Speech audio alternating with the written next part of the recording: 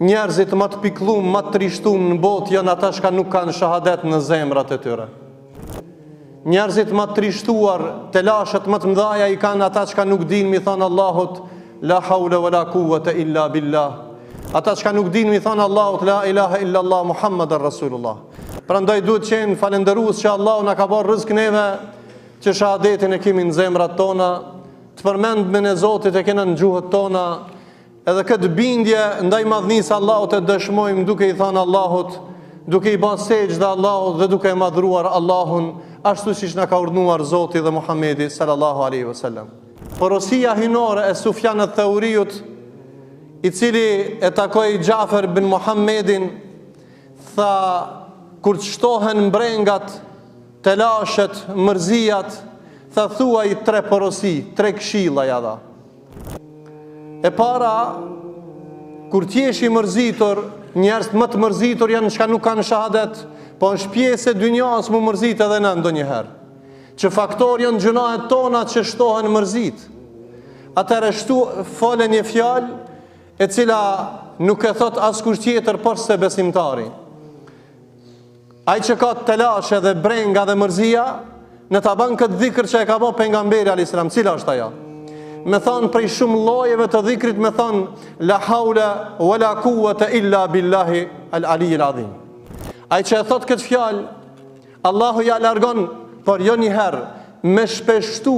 Kështu e ka përdor pejgamberi sallallahu alaihi wasallam dhe na ka mësuar neve me thonë la haula wala quwwata illa billah. Kush don t'i largohen brengat, mërzit, telashet, le ta shton që këtë lloj të dhikrit me i thonë Allahut la haula wala quwwata illa billah. Çka do me thonë kjo? Kjo do me thonë nuk ka fuqi tjetër që mund më të largu, nuk ka pushtet, fuqi tjetër pas fuqisë Allahut dhe pushtetit madhnisë Allahut. Andaj Allahu është i gjithë fuqishëm, i gjithë mundshëm dhe ai ka mundësi më t'i largu brenga dhe telashet e tua. Prandaj në nështroju Allahut me bindje me këtë lloj të dhikrit, pa dyshim se Allahu ka më të larguar brengën dhe telashen që e ke. Allah i largoft brenga dhe telashet gjithë muslimanve. Në përmjet këti lloji dhikrit e tregon imanin, akidën tënde ndaj madhnisë Allahut, se ti ki raport drejt me Zotin e madh dhe kërkon ndihmën dhe fuqinë e Allahut, se vetëm Allahu mund më të dalë mbrojtje dhe më ta ndru gjendjen prej një gjendje në një gjendje të mirë. E dyta, dikujt i vanohet risku dhe brengosen njerëzit, e i tha ky burr i madh, tha nëse ti mendon se tu ka vanuar risku, atëherë shtoje istighfarin. Istaghfiru rabbakum innahu kana ghaffara. Kërkoni falje se Allahu është falës dhe ju zbret nga qielli bereqet dhe ju jep evlad. E një prej sebepeve që Allahu e shton riskun është istighfari. O djem të ri, lidhni riskun me Allahun e pastaj me sebepin.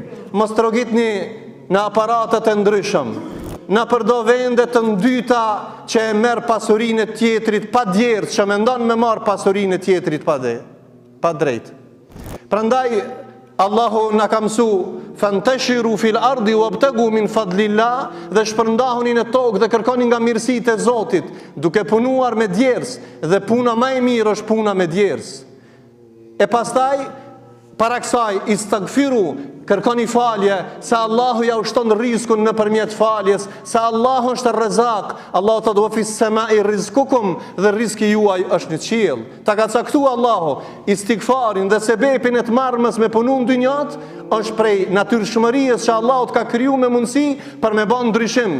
Çka është veçoria e ditës sodit ti që ke bë dhe dje dhe pardje? Apo 40 vjet kur punë s'ke bë me dorë, as një lloj të punës dhe angazhimi s'ke bë. Dhe thot o Zot, ti qitëm risk prej qiellit. Po, ne riskun e kemi me iman, e pastaj marrim sebepet, se marrja sebepeve sheriatike në bazë të rregullave të fesë është obligim për çdo musliman, dhe ka thënë Muhamedi alayhis salam, talabul halali wajibun li kulli muslim, kërkimi i formës halalit është obligim për çdo musliman. Prandaj mesazhi i dytë është shtonë istighfarin. Nëpërmjet istighfarit Allahu e shton riskun. Dhe e treta, hoq, në këtë shkup kena shumë milionera. Edhe ma gjanë në botë jenë shtu miliarderat. por ngushtica e tyre jetës është ngushtu ma shumë, e disa Allah i gulfat me numra se nuk kanë bereqet në pasurinë e tyre. Atëherë, kur Allahu t'jep të mira, mos u çorodit edhe me harruar Allahun, se Allahu t'i ka dhënë këtë të mira, por thuaj Allahut elhamdulillah. Thuaj Allahut elhamdulillah. Thuaj Allahut elhamdulillah, in shakartum la azidannakum, e nëse jeni falëndërues Allah i shton të mirat. Pra hutbja e sotit është shpeshton e thuni Allahut la haula wala quwata illa billah. Thuni Allahut astaghfirullah, thuni Allahut elhamdulillah. Këto janë sebepet e mirësisë së dynjas dhe prej sebepeve për me shkuar në xhennet. Allahu nasip na boft.